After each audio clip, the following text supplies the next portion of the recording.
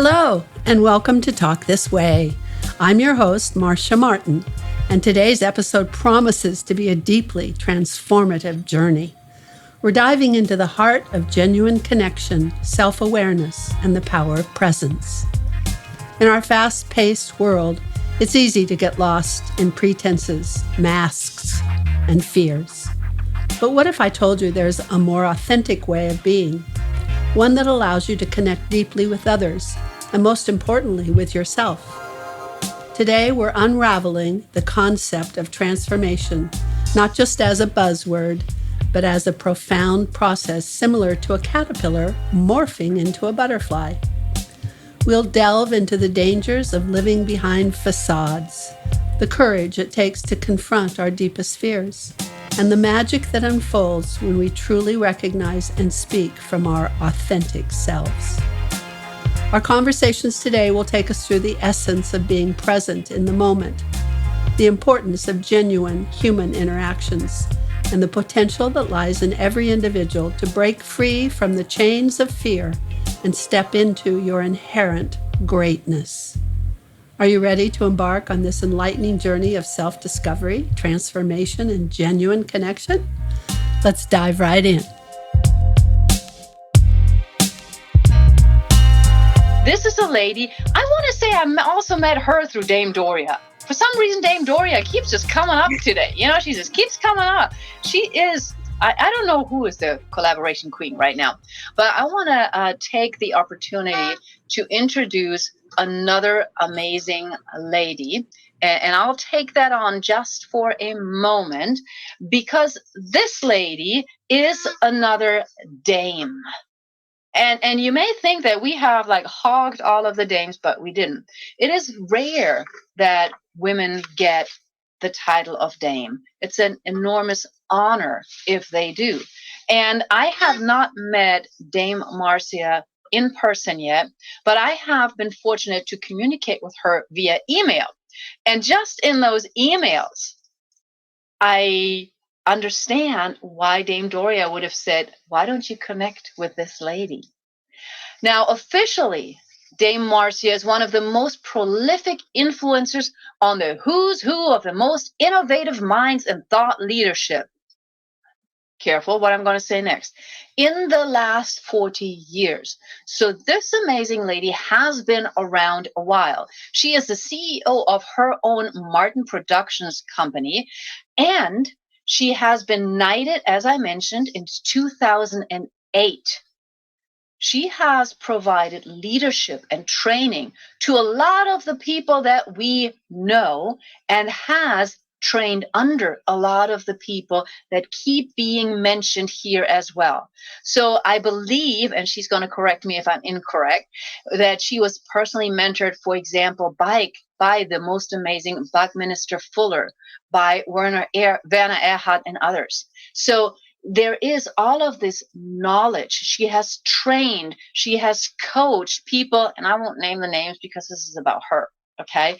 Most of all, what inspires me about her, what I loved when I just started talking with her, was the fact that it's all about collaboration. It's all about a global impact that she is dedicated to.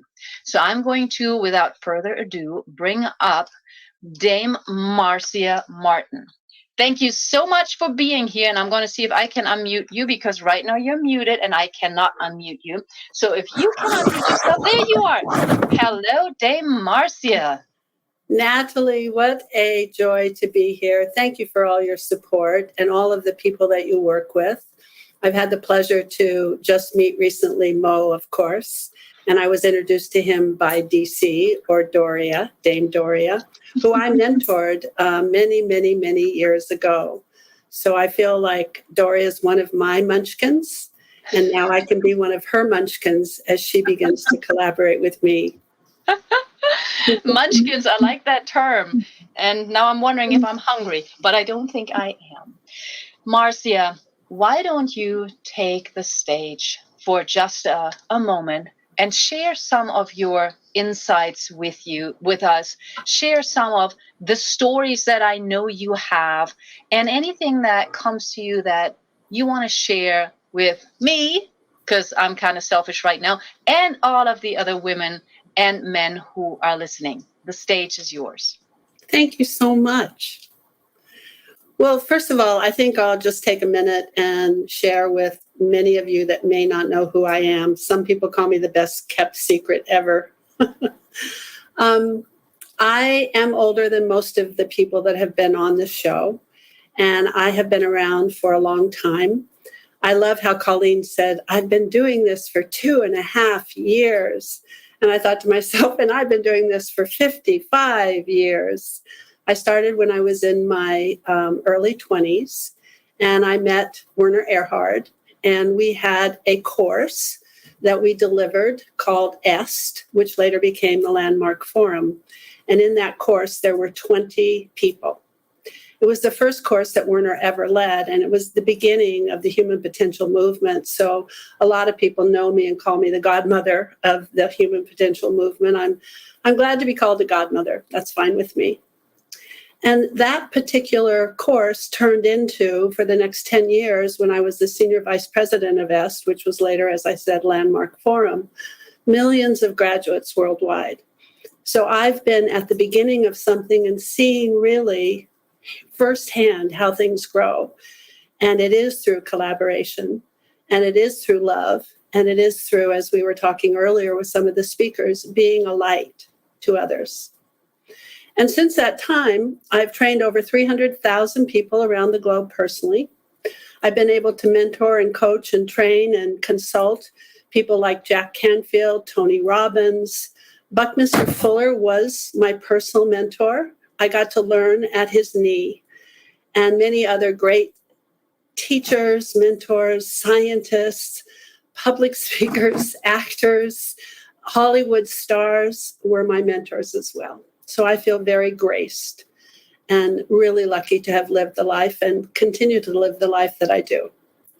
And for the last, say, 20 or 30 years, I've been taking that work myself, not in just personal development seminars, but I've been working in the corporate world. And my mission now is to transform the culture of corporations so that they can become leaders and make a light in the universe as well. Business is really important.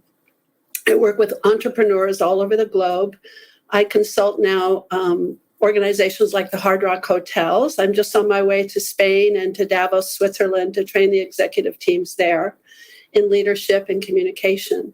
So my work in transformation and contribution continues, and that has been my work my whole life. My life has been about how can I make a difference.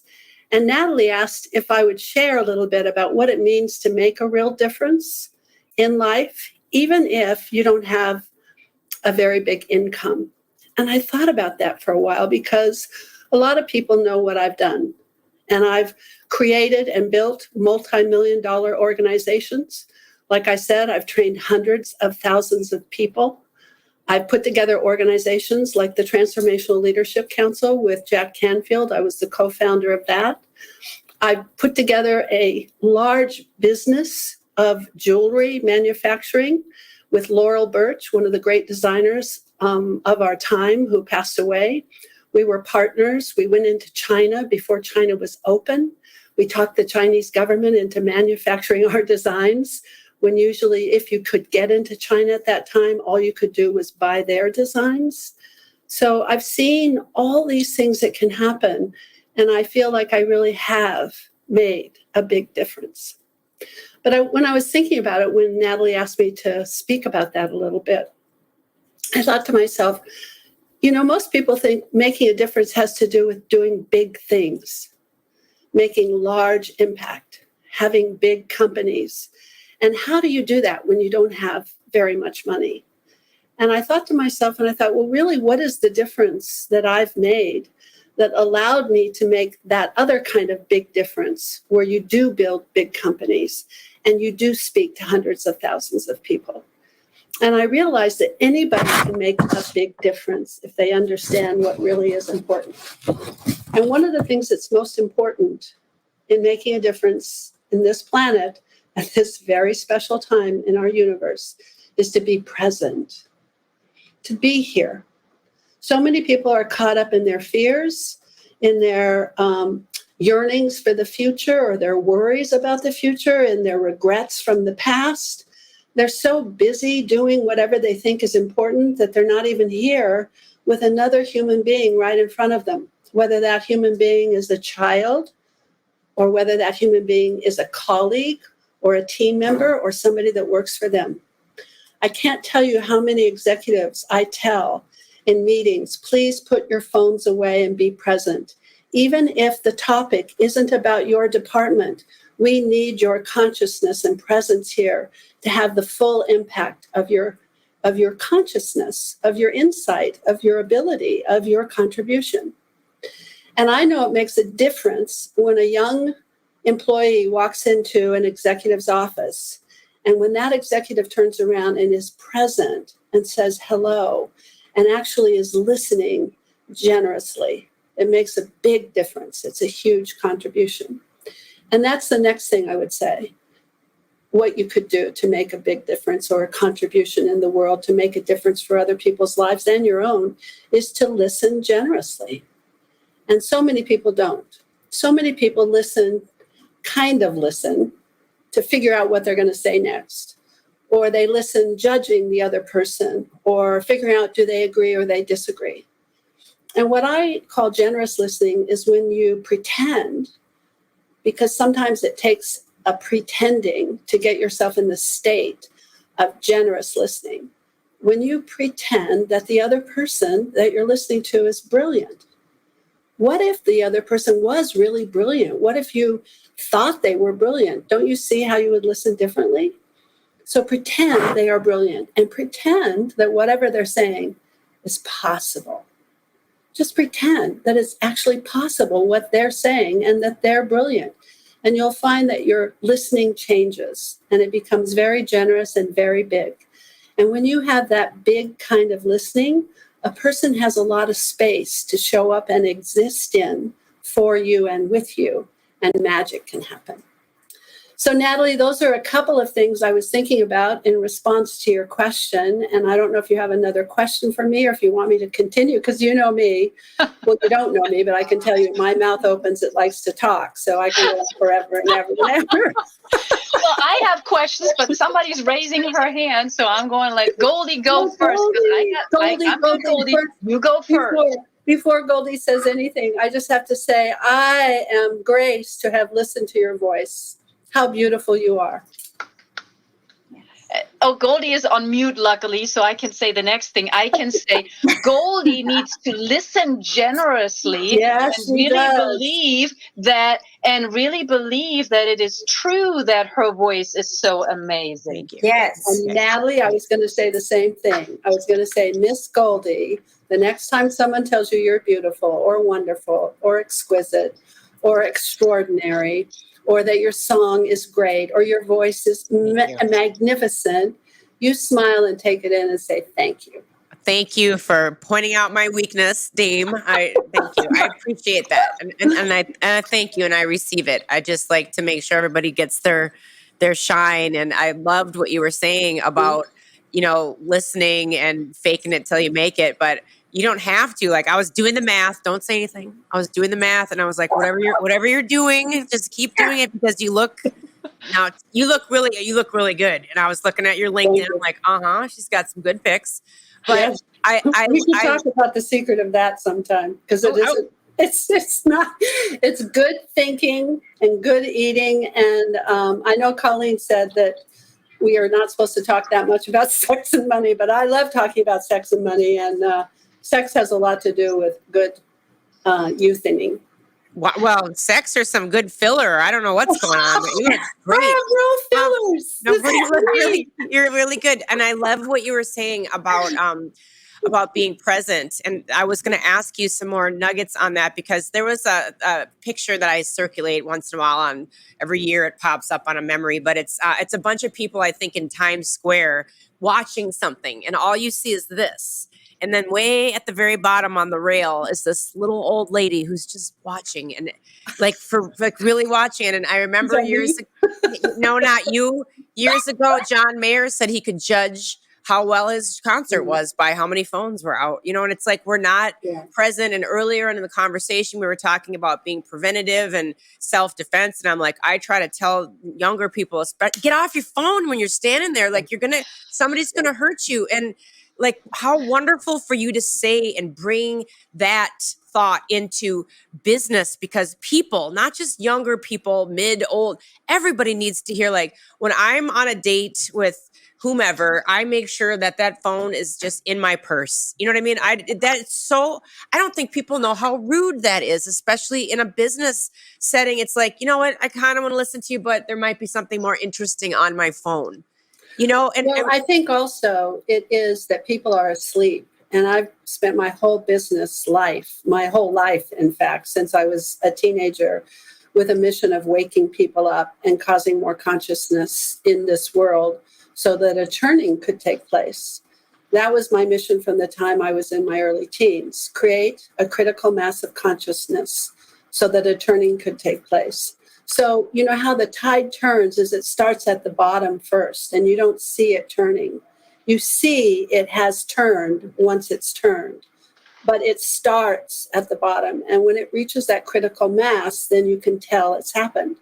And I have the grace of having been here at a time when people were unconscious. I remember standing in front of seminars for years when we were filling the S training, and people would raise their hand because the purpose of the S training was to transform the way in which you were living so that things cleared up just in the process of life itself. And people would raise their hands and they say, Marcia, what does transformation mean?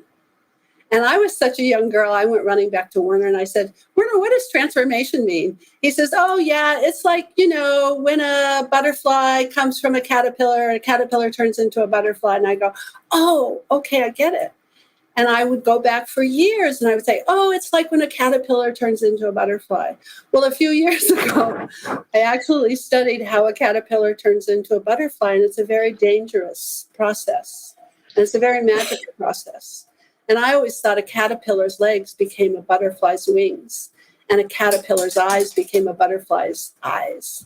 And that's not what happens. What happens is a caterpillar eats and eats and eats and eats and does nothing for the universe, contributes nothing except getting fat. And if it kept doing that without the thing that happens in nature that is so magical, it would blow up. But instead, it goes into a cocoon, and all of the minerals and the vitamins and everything that is in that particular time at that moment changes, and it starts to deconstruct or actually eat itself and turn into a soup. It goes back to its primal state of creative matter and reconstitutes itself into a different species. And the butterfly, the new species, comes out and contributes everything in life. We would not be here alive if it weren't for the honeybee and the butterfly. So that's, for me, is what my work has been about, is waking people up and have them transform to see who they really are, that they are at cause, that they are responsible, that they can create, that they can choose, that they're not at the effect, that they're not victims, that they can cause circumstances, not be at the effect of circumstances. And that's been my work my whole entire life. And part of that work is getting people to realize how important it is to be here now, in present time, in this moment. It's the only time zone that actually exists, which is now, instead of in their head or in their past or in their fears or in their worries. And it takes discipline. And yes, you can teach that to people. But first, it takes the consciousness to be aware that it actually is something one needs to do and that it's important. What tool because you said right off the bat, I've been here for a little while, and my ears go like, wow, what she has seen in your lifespan. Like, what tool did you use back in the day when you first started out that you don't see, besides being present, that you don't see being utilized today? Like, what can we learn from you from that? Because you really you are a pioneer of everything. And what tool is not used anymore that should be? One of the great tools for me was the understanding of what responsibility is and the distinction that it has between accountability. And I think when people talk about being responsible, they talk about accountability, or at least what I call accountability. And accountability is what you do, it's your job, it's what we count on, it can be delegated to you. But responsibility is a choice. And responsibility is your ability to respond, which means if you can respond, you can impact. You can cause something to happen. And if you can cause something to happen, then in fact, you can change anything. It's just a matter of how much do you want to be responsible for. So I teach people an action cycle. I loved when we were talking earlier and Colleen was talking about ask for what you want and women should ask for more. Well, what she's hit on is the tool and language that causes action. So a lot of people don't know this, but language creates reality. Language is the bridge from the dream of who you're being and what you're visualizing, what you're creating as a vision, to the world that is real of things or results. The bridge is action and language. So language is what brings a reality into existence. And the tools of language are just like the tools that you have in a toolbox. You have a saw, let's say, and a hammer, and maybe you have, a wrench. And if you have two pieces of wood and you say to yourself, I want to cut these two pieces of wood in half, well, you probably won't pick up the hammer. You'll probably pick up the saw if you're smart. But you could pick up the hammer and you could eventually get two pieces of wood. It would just be really messy and ineffective and inefficient. So certain tools like that, you use them because they have a purpose, and language is like that. There are certain distinctions in language that produce a result. And the result of action comes from requests, offers, and promises. It doesn't come from assessments. And most people live their life speaking and listening to assessments. Oh, I really wish we could do this. Oh, it would be so nice if this worked. Oh, I don't think that that's the way it should be. Well, I wonder why it is the way it is. All of those are assessments. But when you say, this is what I want and I'm requesting, or this is what I'm offering and I'm offering it to you, or yes, I promise to abide by that particular request or to accept your offer, then you are at the beginning of generating action. And if you can generate action, then you can respond. You are response able. And if you can respond, and if you can generate action and you can influence, then you can cause change. And if you can cause change, then you can say, I own it.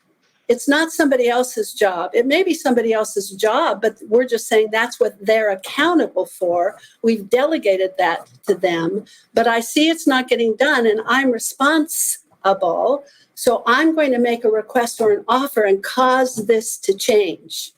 And I can make it happen. It takes away blame. And we put that into cultures, in organizations and corporations, and it changes the whole organization. Thank you. Thank you. That was wonderful. Ooh, Natalie? No, Lena, do you have a question? No, I just want to say thank you so much, Dame Marcia, because what I said before, we're just, one powerhouse after another powerhouse, and I'm just learning so much. And, just knowing that what you're doing is what is right, it's like, it's that confirmation when you surround yourself with the right people, like being around Dame Doria for these past 3 months, and being around Mo and Dr. Natalie, and now surrounded with Goldie, and just see how much she's asking all these deep questions and getting all that information out of you.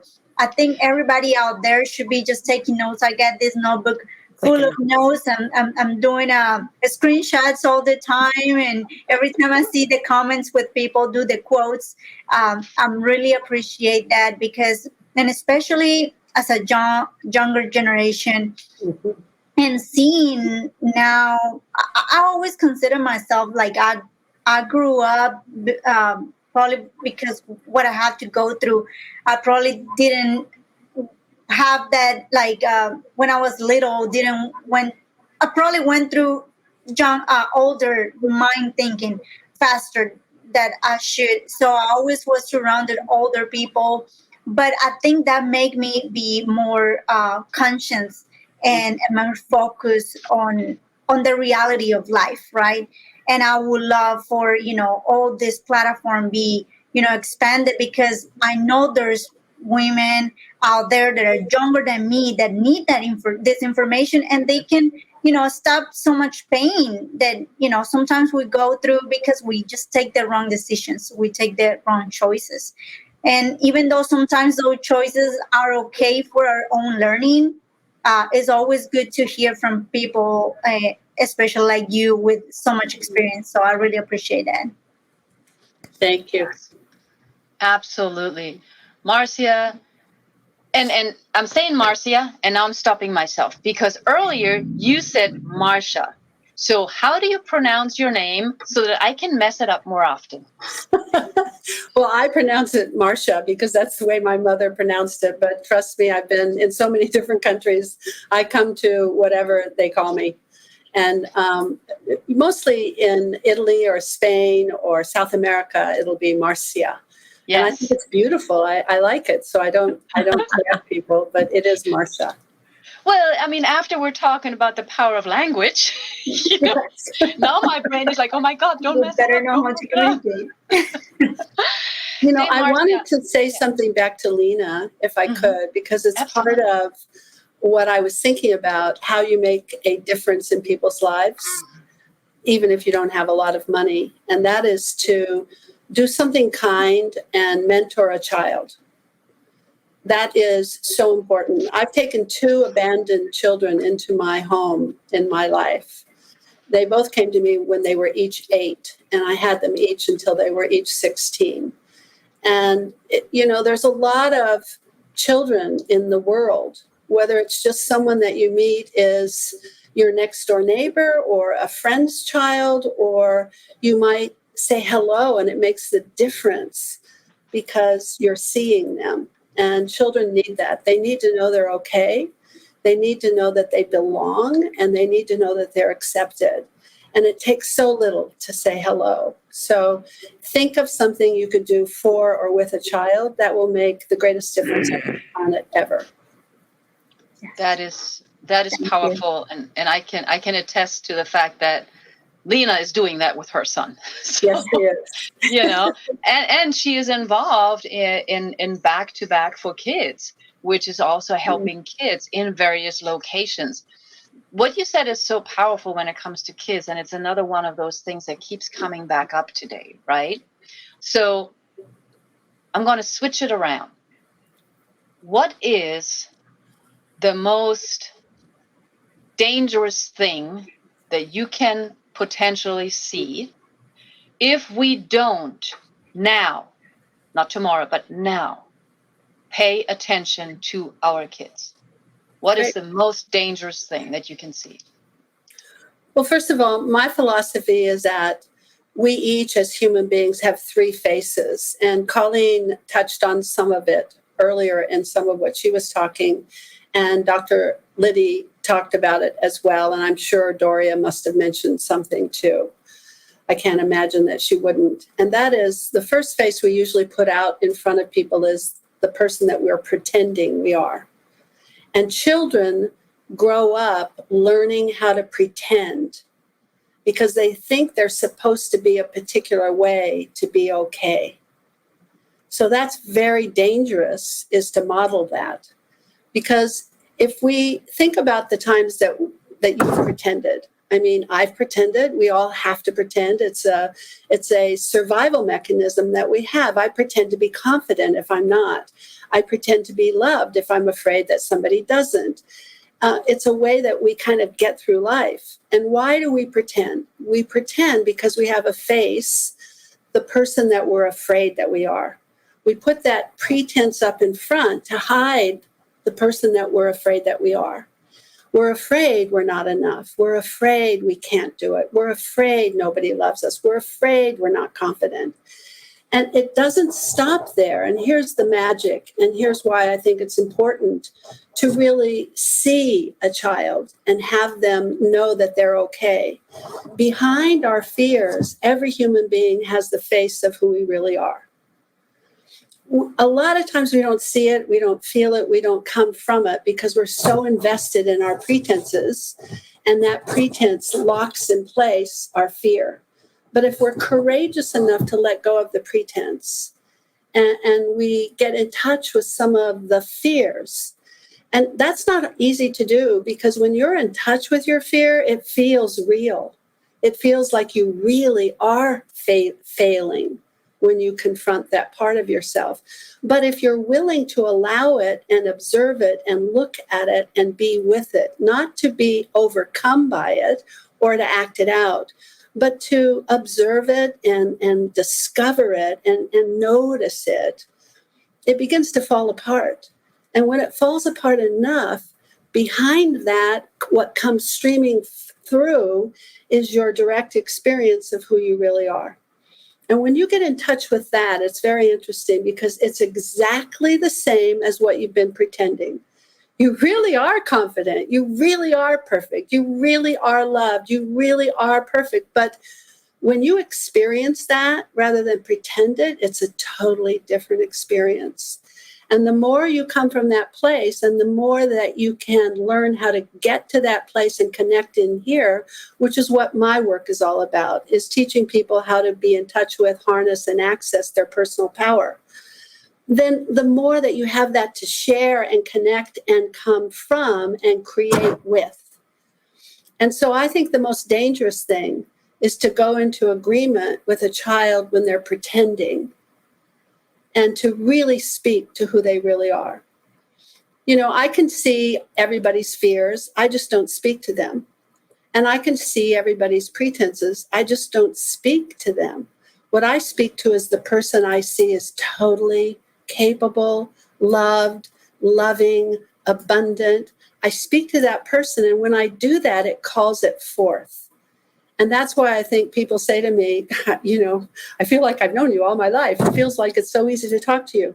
Well, it is because I'm talking to you. I'm not talking to the thing that you're afraid of or that you're pretending. I'm being with you, and that has its own magic. I hope that helped, Natalie.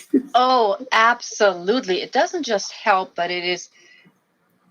I feel like every sentence that you share is filled with nuggets, and I'm trying to take notes and I'm trying to type over here, and then I get lost. I'm like, oh no, hold on, there's another nugget. I need to write this down. So that's why it took me a moment here. I apologize, but thank you so much. I know you are also very busy. I know that all of us are extremely blessed and grateful that you made time for us. Thank you. So Yes. thank you so much. And I'm You're going so to welcome. And Natalie, I hope you join my club because there's many nuggets there, and you can go to marciamartinclub.com. And for $10 a month, you can have access to all my workshops and seminars and podcasts. And I know you're going to give that away at some point when you do your giveaways. Absolutely, we will. And that is a great hint for us, Marcia. No, I can't say Marcia. I'm European. I have to say Marcia. I'm sorry. That's fine. I love it. It is so important that everybody understands that this is free for everybody. You can watch it now. You can watch it later. You can watch it on our Roku channel. And then we have those gifts like Dame Marcia just mentioned. We have more gifts coming for you. We want you to get, as Colleen pointed out a bunch of times, that quantum leap. Dame Marcia, thank you. We are in your debt. So grateful. I'm so blessed and honored. Thank you. God bless each of you. Great website. I'm there right now. It's really clean and beautiful. You look awesome. Thank you.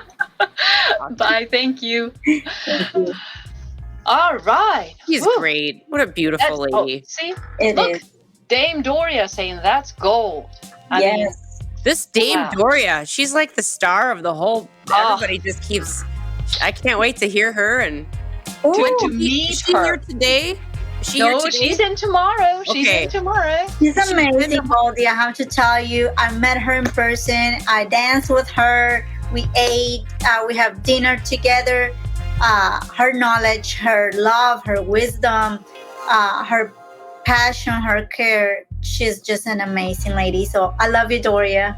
Badass. I can't wait. I'm excited. Thanks for listening to Talk This Way. If you enjoyed the episode, follow the show on Apple Podcasts, Spotify, or wherever you listen to podcasts. And for access to training, courses, and other ways to learn from Marcia, visit marciamartin.com. That's MARCIA.